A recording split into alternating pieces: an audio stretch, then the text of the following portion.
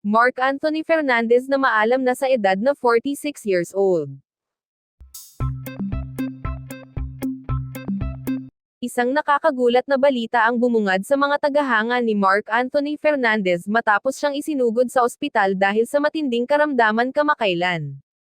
Ayon sa mga unang ulat, bigla raw nawalan ng malay ang aktor sa loob ng kanyang tahanan sa Angeles City, Pampanga, dahilan upang agad siyang dalhin sa pinakamalapit na pagamutan. Hanggang ngayon ay patuloy pa rin siyang inoobserbahan ng mga doktor upang matukoy ang eksaktong sanhi ng kanyang karamdaman. Ayon sa isang malapit na kaibigan ni Mark Anthony, ilang araw na raw itong nakararanas ng matinding pagod at pananakit ng dibdib bago nangyari ang insidente. Akala namin simpleng pagod lang, pero nang bigla siyang himatayan, doon kami nagpanik, pahayag ng source. Agad namang room-spond ang kanyang pamilya at mga kaibigan upang matiyak na mabigyan siya ng agarang tulong medikal. Maraming netizens ang nagpaabot ng pag-aalala at dasal para sa mabilis na paggaling ng aktor. Bumuhos sa social media ang mga mensahe ng suporta mula sa mga tagahanga, kasamahan sa industriya, at ilang kapwa-artista. Sana gumaling agad si Mark. Isa siya sa mga tunay na magaling na aktor sa bansa, komento ng isang netizen sa X, dating Twitter. Sa kabila ng pag-aalala ng marami, tiniyak naman ng pamilya ni Mark Anthony na nasa maayos na kalagayan na ito. Ayon sa kanilang pahayag, stable na ang kondisyon ni Mark. Kasalukuyan pa rin siyang inoobserbahan ng mga doktor, at nagpapasalamat kami sa lahat ng nag-aalala at nagdarasal para sa kanya. Dagdag pa nila, hiling nila sa publiko na bigyan muna ng privacy ang aktor habang siya ay nagpapagaling. Samantala, ilang insider sa showbiz ang nagsabing posibleng dulot ng sobrang stress at kakulangan sa pahinga ang kanyang pagkakasakit. Matatanda ang naging abala si Mark Anthony sa ilang proyekto kamakailan, kaya't hindi na umano ito nakapagpahinga ng sapat.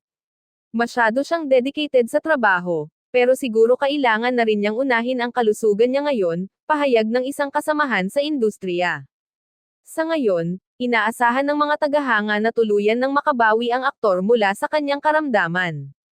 Si Mark Anthony ay patuloy na itinuturing na isa sa mga batikang aktor sa bansa, at marami ang umaasang makikita siyang muli sa telebisyon sa lalong madaling panahon, mas malakas, mas masigla, at mas inspiredong magpatuloy sa kanyang karera. Ayon sa mga ulat mula sa ospital, sumasailalim ngayon si Mark Anthony Fernandez sa serye ng mga pagsusuri upang malaman kung may kaugnayan ba sa puso o sa labis na pagkapagod ang kanyang biglaang panghihina. Ilang doktor ang nagsabing posibleng epekto ito ng patuloy na stress at kawalan ng sapat na pahinga.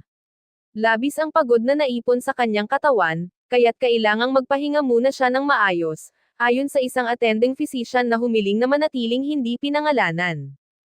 Ilang kasamahan sa showbiz ang agad na bumisita kay Mark Anthony upang ipakita ang kanilang suporta. Kabilang dito ang ilang dating co-stars at kaibigan na nagbahagi ng kanilang mga mensahe sa social media. Get well soon, brother. The industry needs your talent, post ng isa niyang kaibigan sa Facebook. Marami ring tagahanga ang nagpaabot ng mensahe ng pag-asa, na nagsasabing inspirasyon si Mark sa mga taong patuloy na lumalaban sa kabila ng mga pagsubok sa buhay. Samantala, pinabulaanan ng pamilya ni Mark Anthony ang ilang kumakalat na maling balita tungkol sa umano'y mas seryosong kalagayan ng aktor. Ayon sa kanila, hindi ito totoo at ligtas si Mark sa ngayon. Nagpapagaling lang siya. Huwag na sanang dagdagan ng haka-haka ang sitwasyon. Kailangan lang niya ng pahinga, pahayag ng isang kamag-anak. Hinihikayat din nila ang publiko na huwag maglabas ng impormasyon kung hindi kumpirmado upang maiwasan ang kalituhan.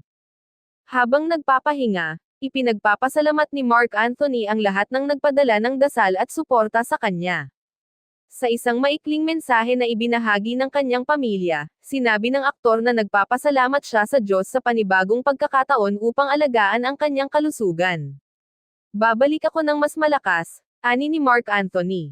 Dahil dito, marami ang umaasa na magiging simula ito ng mas maingat at balanseng pamumuhay para sa kanya, kasabay ng pagnanais ng lahat na muling makita siya sa entablado at pelikula sa lalong madaling panahon.